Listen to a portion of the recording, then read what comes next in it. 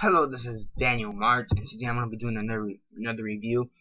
This time around, I'm going to be doing a review for It Follows, and yeah, basically this movie has been taking the world by storm. It's basically a horror movie. Um, I think this is a directorial debut. I'm not completely sure. I'm almost positive it's the directorial debut of David Robert Mitchell. And yeah, and this movie stars Michael Monroe, who was actually in The Guest, which is my fourth favorite movie of 2014.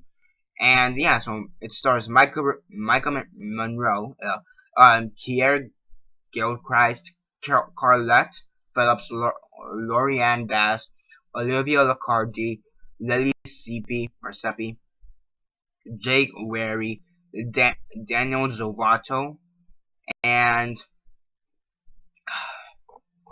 yeah, and by the way, this movie actually came out last year, 2014 as well. But it got a wide release on March 27, 2015. So yeah, and I believe it got a limited release like sometime around March 15th or something like that, if I'm not mistaken. Limited release and then wide release on March 27th of this year. But it originally came out in 2014 in a film festival. So yeah, so it's an underground indie film as usual. So yeah, before I begin, no 10 seconds spoiler warning as usual. For those who have yet to actually watch the movie and haven't already, stop the video, go check it out, and come back here and watch the rest of this review. 10 seconds spoiler warning as usual, starting now.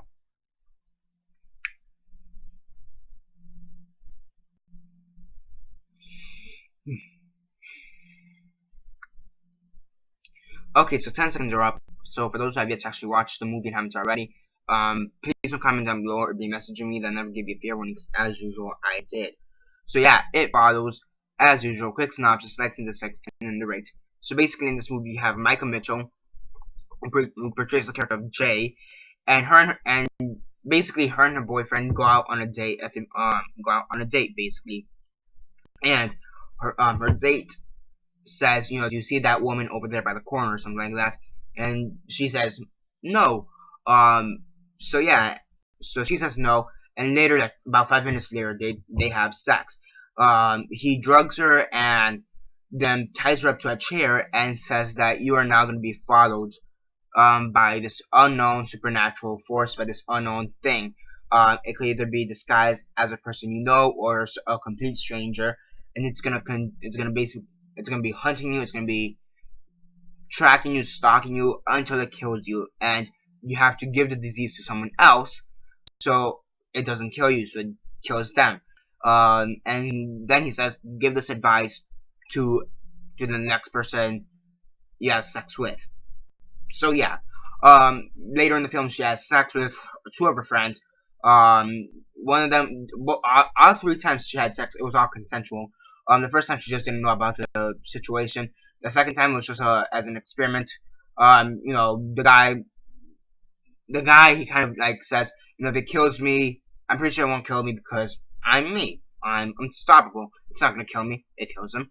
And then then she has sex with the other friend to see if now they could try to kill it.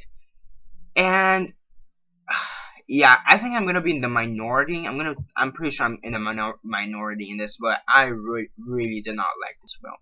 I really did not like this film. I'm almost positive I'm in the minority.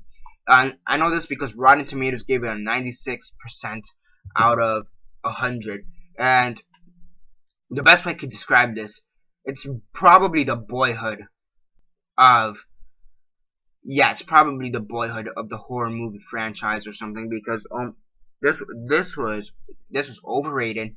Boyhood, I have my problems with Boyhood. I feel like the 12-year thing was a gimmick. There are parts of it that I feel that are gimmicky, but I do think overall Boyhood was an okay movie. It was a decent movie. So yeah, I gave it like a 7 out of 10. I thought it was pretty good, okay? Thing is, I really just have a rewatchability factor, and I think here's the same situation. I understand why some people think it's a great movie, fantastic movie, whatever, but me personally, I don't think it's such a good movie in my opinion. It's just really weird. Now, one thing I will agree with many people who say about this movie, it does feel like John Carpenter's Halloween. I will admit, it does really feel like John Carpenter's Halloween with the music and just and sometimes the way people are killed off. It does feel like John Carpenter's Halloween. I'm not gonna deny that, right? But overall, it was just boring in my opinion. It was just a boring film. It was just boring. That it was kind of stagnant in my opinion. It had it had me hooked at the beginning with this really interesting plot. You have this girl who's murdered within the first 5 seconds of the film, literally. And then it has a pretty good build up. But after that, after like the first 5 to 10 minutes, it just gets boring, in my opinion. After the guy explains to the girl that what happens, how to transmit the disease and whatnot, which is within the first 10-15 minutes. After that, the film kind of just gets boring. It gets stagnant, in my opinion. It kind of just really doesn't go anywhere, in my opinion. Now, there are a few times where it does get a little bit exciting, where and basically that's every time when this ghost or supernatural force does try to kill someone, and that's very exciting, in my opinion. That's very exciting. That's very entertaining, in my opinion. And yeah, but overall, it's just a really boring film, in my opinion. I really did not like it, in my opinion. I know I'm in the minority for this one, because many people have been saying it is the best horror movie this year, probably of the past decade, which is how it's being advertised, the best horror movie since 2000 started.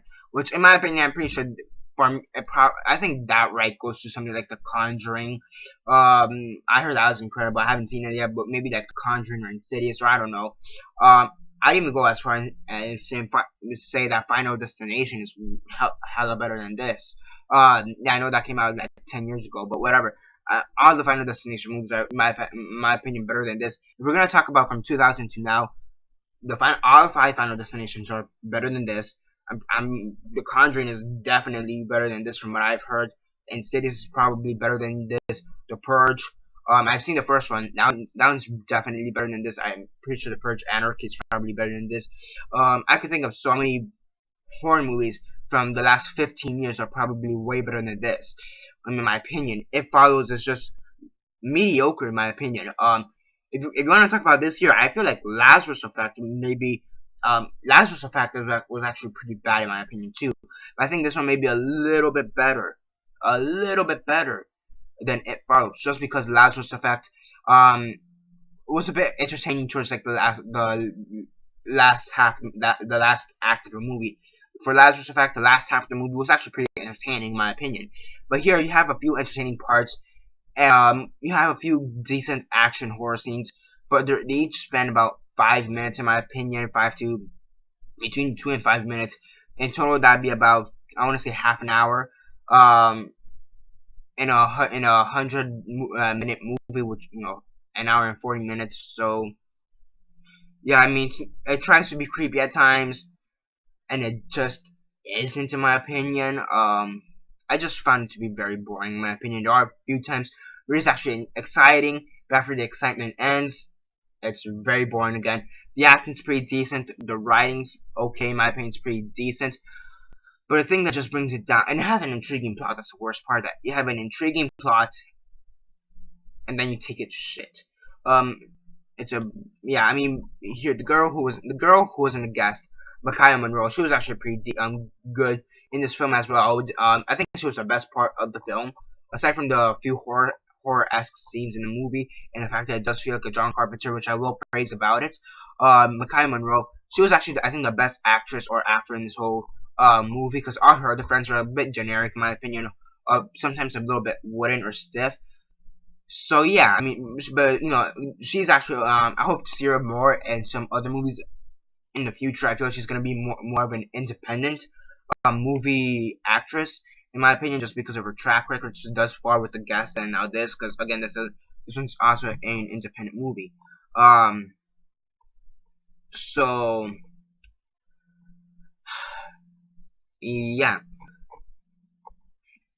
so I hope to see her a bit more in the future, maybe in a better movie, preferably something more better, like maybe The Guest, because that's actually pretty good. That's a great movie, in my opinion.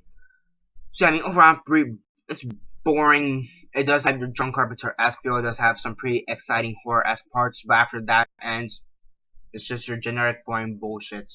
On a scale of 1 to 10, 1 being the worst, 10 being the best, and 6 being decent, I give it a 3.5 out of 10. It's a bad movie in my opinion. It's just a really bad, really boring, stagnant movie. There is some enjoyment to be found with a John Carpenter-esque Halloween feel. And if you've seen Halloween and you want to experience something similar to this, I think you should at least try to watch this disaster of a film. In my opinion, it's